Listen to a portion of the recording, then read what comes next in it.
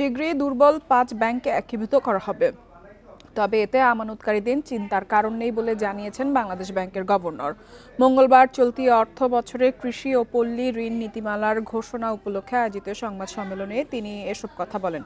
এ সময় কৃষি ও পল্লী ঋণ বিতরণের লক্ষ্যমাত্রা ৩৯,০০০ কোটি টাকা নির্ধারণ করা হয়, যা গেল অর্থ বছরের চেয়ে 2.63% বেশি। গ্রামীণ অর্থনীতি এখন পুরোপুরি কৃষি নির্ভর না হলেও মোট শ্রমজীবীর ৪৪% বেশি প্রত্যক্ষভাবে কৃষির সাথে জড়িত। এদেশে জিডিপিতে কৃষির অবদান ১১ থেকে ১৪%। তবে আমদানি নির্ভর এদেশে কৃষি ঋণ পাওয়ার ক্ষেত্রে বঞ্চিত অনেক কৃষক।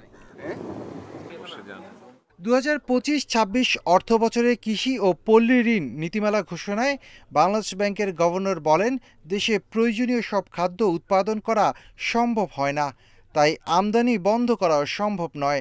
চাল আমদানিতে সরকার ভুল নীতি গ্রহণ করায় জুলাইয়ে মূল্যস্ফীতি নিয়ন্ত্রণ করা যায়নি বলেও জানান গভর্নর। জুলাই মাসে যে মূল্যস্ফীতিটা, এটা একটা সিঙ্গুলার ফ্যাক্টর, রাইস, চালের দাম বেড়ে যাওয়া, আর কোনো কিছু নাই। চালের দামটাকে যদি আমরা সরিয়ে রাখি ইন্ডেক্স থেকে, আমাদের সিপিআই 1% উপরে কমে যেত। যে জায়গাটায় আমি সরকার হয়েও বলবো সরকার ভুল করে, সেটা হচ্ছে আমদানি নীতিতে আমরা ওই বছরের শেষে যখন দাম বাড়ে তখন আমরা ছেড়ে দিই। এ সময় বাংলাদেশ ব্যাংকের গভর্নর জানান, দুর্বল ব্যাংকে একীভূত করা হলেও আমানতকারীদের চিন্তার কারণ নেই। গ্রাহকদের অর্থের নিরাপত্তা দেবে সরকার। চলমান প্রক্রিয়া, আমরা বিভিন্ন প্রসেসে আছি। কিছু ব্যাংকের একীভূত করতে হবে আমাদেরকে, সেটা সিদ্ধান্ত আমরা মোটামুটি বাংলাদেশ ব্যাংকে নিয়েছি। আমরা কাজে এখানে চিন্তার কোনো কারণ নেই, ডিপোজিটররা নিশ্চিন্তে থাকতে পারে। কৃষি ঋণ যেন কৃষিখাতে ব্যবহার হয় সেটি নিশ্চিত করতে ব্যাংক কর্মকর্তাদের নির্দেশ দেন গভর্নর। সেখানে একটু পরিবর্তন। Shafil Alam Sujan, independent news, Dhaka. নতুন গভর্নরের সই করা ১০০ টাকার নোট বাজারে ছাড়া হয়েছে আজ, তবে সুনির্দিষ্ট কোনো ব্যাংকের শাখায় নয়। যেসব ব্যাংক কেন্দ্রীয় ব্যাংককে আগ্রহ জানিয়েছে তাদেরকে স্বল্প পরিমাণে নতুন ১০০ টাকার নোট দেওয়া হয়েছে বলে জানিয়েছেন কেন্দ্রীয় ব্যাংকের মুখপাত্র আরিফ হোসেন খান। তিনি জানান, মোট ১,৫০০ কোটি টাকার নতুন এ নোট ছাপানো হবে, যা ধীরে ধীরে বাজারে আসবে। নতুন ১০০ টাকার নোটের এক পাশে ৬০ গম্বুজ মসজিদ এবং অপর পাশে সুন্দরবনের ছবি রয়েছে। আগামী মাসের মধ্যে ৫০০ ও ২০০ টাকা আসবে। বাকি নোট অর্থাৎ সরকারি নোট আসতে সময় লাগবে বলে জানান মুখপাত্র। সব ধরনের নতুন নোটে নিরাপত্তা বৈশিষ্ট্য সহ গুণগত মান ক্ষেত্রে জোর দেওয়া হয়েছে বলেও জানান কেন্দ্রীয় ব্যাংক।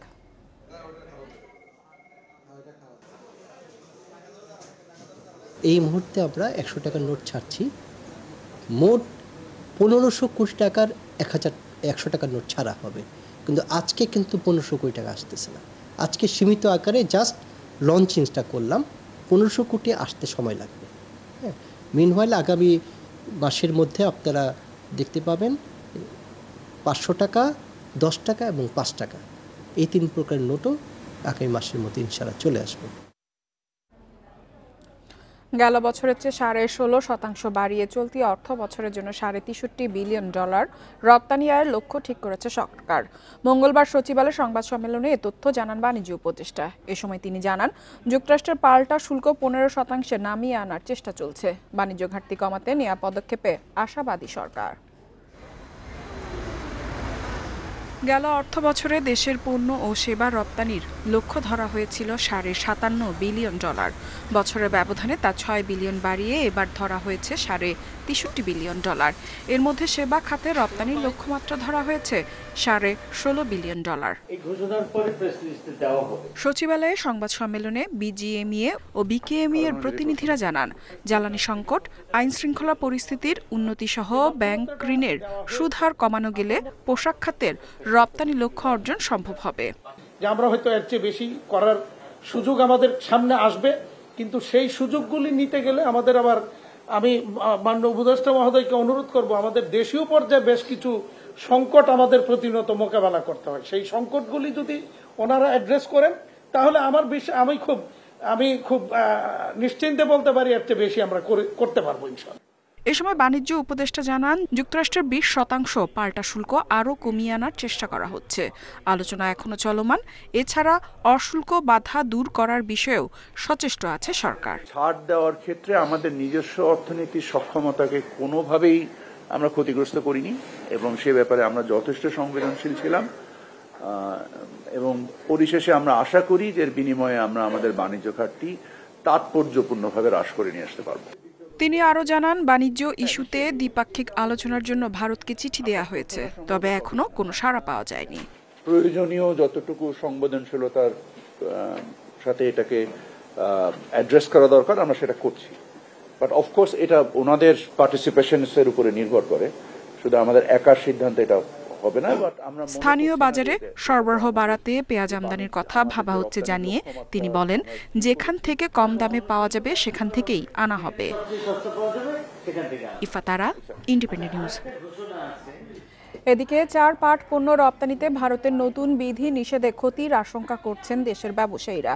সমুদ্রপথে ভারতে পণ্য পাঠাতে কন্টেইনার প্রতি 60,000 টাকা খরচ বাড়ার আশঙ্কা তাদের। এমন পরিস্থিতিতে ভারতের সঙ্গে আলোচনার তাগিদ বিশেষজ্ঞদের। তবে বাণিজ্য উপদেষ্টা মনে করেন, বিধি নিষেধে রপ্তানিতে কোনো নেতিবাচক প্রভাব পড়বে না। দেশের পাট ও পাট পণ্যের প্রায় 99% স্থলবন্দর দিয়ে ভারতে রপ্তানি হয়, বাকি মাত্র 1% রপ্তানি হয় সমুদ্রপথে। তবে গত সোমবার বাংলাদেশ থেকে 4 ধরনের পাট পণ্য স্থলবন্দর দিয়ে আমদানিতে বিধিনিষেধ আরোপ করেছে ভারত। বিধিনিষেধের আওতাভুক্ত পণ্য হল পাটের কাপড়, দড়ি, পাটের রশি ও পাটের বস্তা বা ব্যাগ। ব্যবসায়ীদের হিসাব মতে ভারতে স্থলপথে প্রতি কন্টেনার পণ্য পাঠাতে প্রায় 5,000 টাকা খরচ হলেও সমুদ্রপথে এখন তা বেড়ে 60,000-এ দাঁড়াবে। এতে ছোট ব্যবসায়ীরা সবচেয়ে বেশি ক্ষতিগ্রস্ত হবে। খুলনায় খালিশপুরে আছে, সেখান থেকে সে বোমরা বন্দরে যেতে লাগতো 3 ঘন্টা, সেটা আর সম্ভব হচ্ছে না। সেখানে খরচ হতো একটা ট্রাক ভাড়া খুলনা খালিশপুর থেকে বা ওই অঞ্চল থেকে 5,000 টাকা। এখন এই মালটা তাকে করতে হবে, মোংলা বন্দরে পাঠাতে হবে। মোংলা বন্দরে ভাড়া মিনিমাম 5,000 টাকা, তারপরে কন্টেনার ভাড়া মিনিমাম $500, অর্থাৎ প্রায় 60-70,000 টাকা খরচ বেড়ে যাবে। ভারতের সঙ্গে সরকারকে আলোচনার তাগিদ দিচ্ছেন বিশেষজ্ঞরা। এছাড়া বাণিজ্য উপদেষ্টা জানান, এই নিষেধাজ্ঞায় দেশের রপ্তানির লক্ষ্যমাত্রা অর্জনে কোনো প্রভাব পড়বে না। Garments may be 10 times higher than jute ভারতের এক্সপোর্টের ক্ষেত্রে। সো ওনারা কিভাবে এটাকে ফেস করছেন বা এই চ্যালেঞ্জকে কিভাবে ওনারা নিরাময় করছেন, আমার ধারণা ওনারাই জবাব দিতে পারবেন। তবে আমার মনে হয় না যে এই ক্ষেত্রে কোনো সমস্যা আমাদের আছে। আমি মনে করি না এটা আমাদের রপ্তানি লক্ষ্যমাত্রার উপরে কোনো প্রভাব আসবে। রপ্তানি উন্নয়ন ব্যুরো ইপিবির তথ্য মতে 2023-24 অর্থবছরে বাংলাদেশ ভারতে $157 কোটি পাট পণ্য রপ্তানি করেছে, যা মোট রপ্তানি আয়ের 3.75%। Amirul Islam, independent news, Dhaka. দেশের অর্থনীতি এখন আর সংকটে নেই, বরং স্বস্তিকর অবস্থানে রয়েছে বলে মন্তব্য করেছেন অর্থ উপদেষ্টা ডক্টর সালেউদ্দিন আহমেদ। মঙ্গলবার সচিবালয়ে এক সংবাদ সম্মেলনে সার্বিক অর্থনৈতিক পরিস্থিতি তুলে ধরে তিনি কথা বলেন। অর্থ উপদেষ্টা বলেন, সংকট কাটিয়ে বর্তমান অর্থ বছর শেষে জিডিপি প্রবৃদ্ধি 5.7% উন্নীত হতে পারে। তিনি আরও বলেন, 2023 সালের জুলাই মাসে দেশের সার্বিক মূল্যস্ফীতি ছিল 14%। চলতি বছর তা 8.5% নেমে এসেছে। মূল্যস্ফীতি আরও কমিয়ে 6% নিয়ে আসার চেষ্টা করা হচ্ছে বলেও জানান তিনি। এছাড়া ব্যাংকিং খাতের শৃঙ্খলা ফিরিয়ে আনা, খেলাপি ঋণ কমানো, কর ব্যবস্থা স্বচ্ছ করা এবং বৈদেশিক মুদ্রার রিজার্ভ স্থিতিশীল রাখা সহ যে সংস্কার কার্যক্রম চলছে তা অব্যাহত থাকবে বলে জানান অর্থ উপদেষ্টা।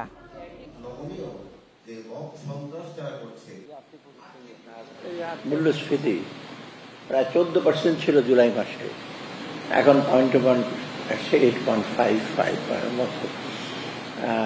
অতএব মোটামুটি প্রায় 6% কমে গেছে। আমরা আশা করছি এই জুনের মধ্যে 6 হবে। গভর্নর অবশ্য বলছে আরো কমে যাবে, যা হোক সেটা আশার কথা। আগামী 2026 শিক্ষাবর্ষে প্রাথমিক স্তরের প্রথম, দ্বিতীয়, তৃতীয় শ্রেণীর শিক্ষার্থীদের হাতে নতুন বই তুলে দিতে 4,04,42,491টি পাঠ্যপুস্তক সংগ্রহ করবে সরকার। এই পাঠ্যপুস্তক মুদ্রণ, কাগজ বাধাই ও সরবরাহে ব্যয় হবে 291 কোটি টাকা। এজন্য পাঠ্যপুস্তক মুদ্রণ সরবরাহের অনুমোদন দিয়েছে সরকারি ক্রয় সংক্রান্ত উপদেষ্টা পরিষদ কমিটি। মঙ্গলবার সচিবালয়ে মন্ত্রিপরিষদ বিভাগের সম্মেলন কক্ষে অনুষ্ঠিত বৈঠকে এই অনুমোদন দেয়া হয়। এদিকে দেশের জ্বালানি চাহিদা মেটাতে স্পট মার্কেট থেকে 2 কার্গো এলএনজি আমদানির সিদ্ধান্ত নিয়েছে সরকার।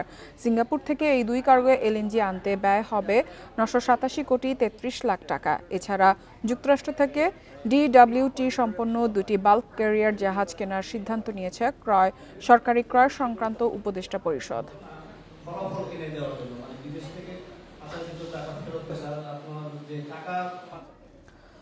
পাম অয়েলের দাম কমলো প্রতি লিটারে 19 টাকা। এতে করে এখন থেকে লিটারে পাম অয়েল বিক্রি হবে 150 টাকা। আন্তর্জাতিক বাজারে দাম কমায় স্থানীয় বাজারেও এই দাম সমন্বয় করা হয়।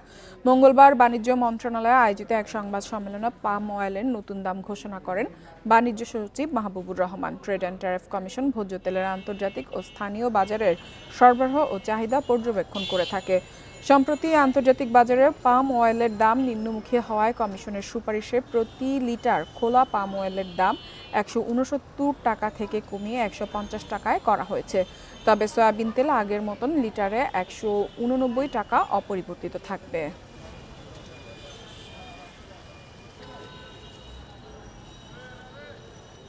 অতি সম্প্রতি পাম অয়েলের দামে আন্তর্জাতিক বাজারে কমেছে। সেই কমের সাথে সামঞ্জস্য রেখে পাম অয়েলের দাম 19 টাকা কমিয়ে 150 টাকায় নির্ধারণ করা হয়েছে। কিন্তু আন্তর্জাতিক বাজারে সয়াবিন এবং সয়াবিনের কাঁচামাল সিডিএসও এটার মূল্য অপরিবর্তিত থাকায় সয়াবিন তেলের দাম কমানো সম্ভব হয় নাই। প্রতিরক্ষা জ্বালানি বিভিন্ন খাতে সহযোগিতা বাড়াতে বাংলাদেশ ও মালয়েশিয়ার মধ্যে 5টি সমঝোতা স্মারক সই হয়েছে। সকালে প্রশাসনিক রাজধানী পুত্রজায়ায় যৌথ সংবাদ সম্মেলনে এসব তথ্য জানানো হয়। এ সময় মালয়েশিয়ার উদ্যোক্তাদের বাংলাদেশে বিনিয়োগের আহ্বান জানান প্রধান উপদেষ্টা অধ্যাপক মোহাম্মদ ইউনুস। আর প্রধানমন্ত্রী আনোয়ার ইব্রাহিম বলেন, রোহিঙ্গা ইস্যু ও জ্বালানি সংকটে বাংলাদেশের পাশে থাকবে মালয়েশিয়া। মালয়েশিয়া সফরের দ্বিতীয় দিনে মঙ্গলবার সকালে প্রধানমন্ত্রী আনোয়ার ইব্রাহিমের সঙ্গে দ্বিপাক্ষিক বৈঠক করেন প্রধান উপদেষ্টা অধ্যাপক মোহাম্মদ ইউনুস। বৈঠকে বাংলাদেশ ও মালয়েশিয়ার মাঝে 5টি সমঝোতা স্মারক সই এবং 3টি নোট বিনিময় হয়। বৈঠক শেষে যৌথ ব্রিফিংয়ে বাংলাদেশি তরুণদের শিক্ষা ও কর্মসংস্থানের সুযোগ করে দেয়ায় মালয়েশিয়া সরকারের প্রতি কৃতজ্ঞতা জানান প্রধান উপদেষ্টা অধ্যাপক মোহাম্মদ ইউনুস। সেই সাথে দেশটির ব্যবসায়ীদের বাংলাদেশে বিনিয়োগের আহ্বান জানান তিনি। প্রধান উপদেষ্টা জানান, ফেব্রুয়ারিতে জাতীয় নির্বাচনের জন্য দেশ প্রস্তুত। অর্থনীতিসহ সব ক্ষেত্রে ঘুরে দাঁড়াচ্ছে দেশ। রোহিঙ্গা সংকট সমাধানে মালয়েশিয়ার সহযোগিতা কামনা করেন অধ্যাপক ইউনুস। বাংলাদেশ এখন অর্থনীতি থেকে শুরু করে সব ক্ষেত্রেই ঘুরে দাঁড়ানোর চেষ্টা করছে। মালয়েশিয়ার সাথে আমরা 5টি সমঝোতা স্মারকে সই করেছি। এর মাধ্যমে প্রতিরক্ষা, জ্বালানি সহ বিভিন্ন খাতে দুই দেশের সহযোগিতা বাড়বে। এখন নির্বাচনের জন্যও সম্পূর্ণ প্রস্তুত আমরা। রোহিঙ্গা সংকট নিরসনে পাশে দাঁড়ানোর জন্য মালয়েশিয়াকে বিশেষভাবে অনুরোধ করেছি। বাংলাদেশের শান্তি প্রতিষ্ঠায় অধ্যাপক ইউনুস গুরুত্বপূর্ণ ভূমিকা রাখছেন বলে মন্তব্য করেন মালয়েশিয়ার প্রধানমন্ত্রী আনোয়ার ইব্রাহিম। বাংলাদেশের বিভিন্ন সমস্যা মোকাবিলায় মালয়েশিয়া পাশে থাকবে জানান তিনি। বাংলাদেশের শান্তি প্রতিষ্ঠায় গুরুত্বপূর্ণ ভূমিকা রাখছেন অধ্যাপক মোহাম্মদ ইউনুস। বাংলাদেশের প্রতিরক্ষা, জ্বালানি সহ বিভিন্ন খাতে সহযোগিতা বাড়াবে মালয়েশিয়া।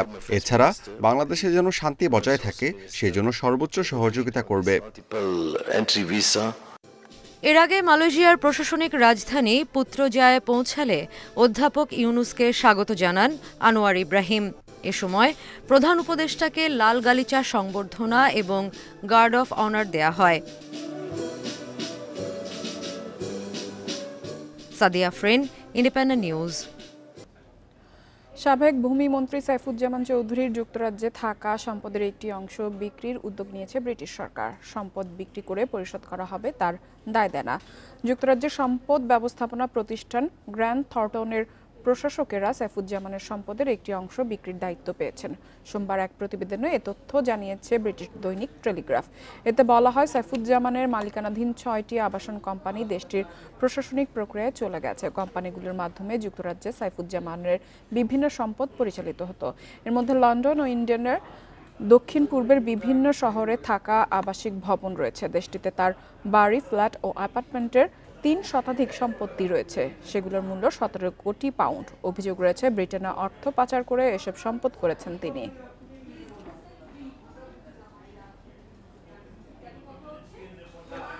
পাথর খেকোদের বাধাহীন লুটপাটে এখন বিরানভূমি সিলেটের অন্যতম পর্যটন কেন্দ্র ভোলাগঞ্জের সাদা পাথর এলাকা।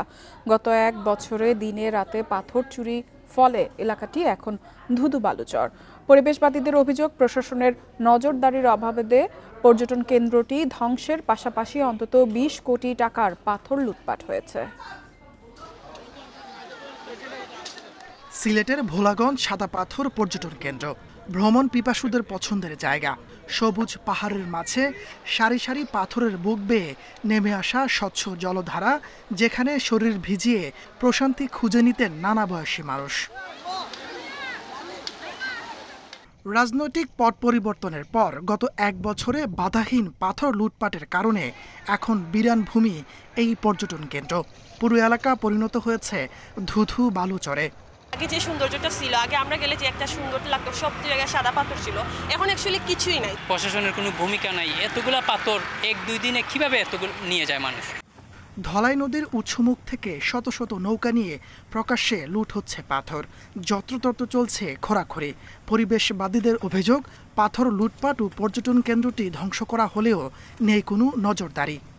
আমি সম্পূর্ণটাই কিন্তু বলবো যে প্রশাসন, যারা স্থানীয় প্রশাসনের ব্যর্থতা না, কাজ করে যখন হয়ে ওঠে না তখন আমরা ব্যর্থ বলতে পারি, কিন্তু আসলে এখানে কাজই হচ্ছে না। তবে প্রশাসনের দাবি, এই পর্যন্ত বিভিন্ন সময়ে পাথর উত্তোলনকারীদের বিরুদ্ধে 15টি মামলায় গ্রেপ্তার করা হয়েছে 70 জনকে।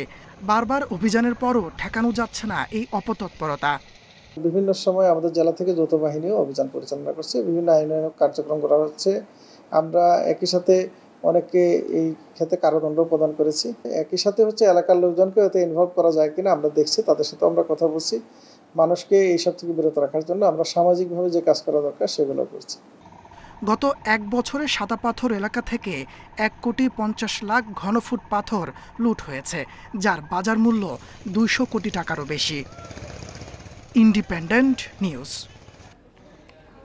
1 সপ্তাহ পর কাপ্তাই জলবিদ্যুৎ কেন্দ্রের 16টি গেট বন্ধ করা হয়েছে। হ্রদের পানির উচ্চতা কমায় সকালে গেটগুলো বন্ধ করা হয়, জানান বিদ্যুৎ কেন্দ্রের ব্যবস্থাপক প্রকৌশলী মাহমুদ হাসান। তিনি জানান, হ্রদের পানি বিপদসীমা অতিক্রম করায় গত 5 আগস্ট কাপ্তাই বাঁধের 16টি গেট 6 ইঞ্চি করে খুলে দেওয়া হয়। পরবর্তীতে বৃষ্টি অব্যাহত থাকায় ও উজান থেকে নেমে আসা পাহাড়ি ঢলে পানি অস্বাভাবিকভাবে বেড়ে যাওয়ায় গেট সর্বোচ্চ 3.5 ফুট পর্যন্ত খুলে দেওয়া হয়েছিল।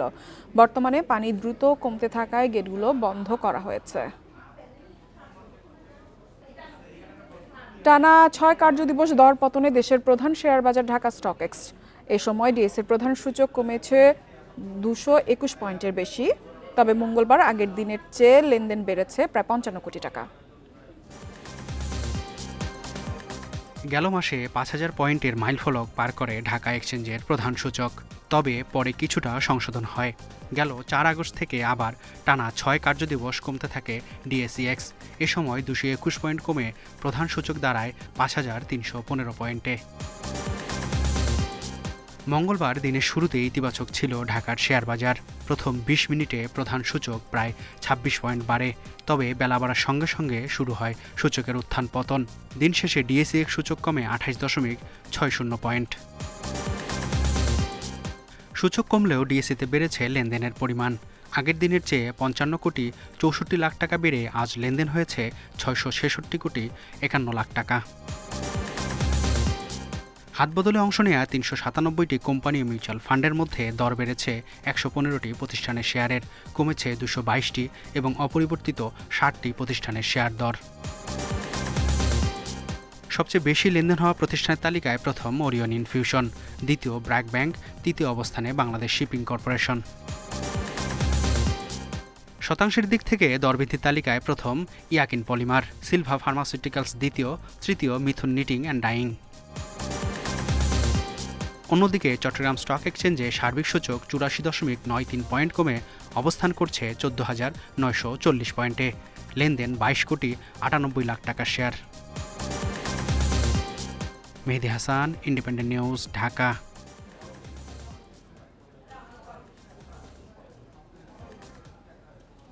আর এই ছিল অর্থনীতি সারাদিনের আজকের আয়োজনে। ইন্ডিপেন্ডেন্ট টেলিভিশনের সব খবর আরও জানতে চোখ রাখুন ফেসবুক, ইউটিউব এবং এক্সে। আমন্ত্রণ আমাদের পরবর্তী সংবাদে।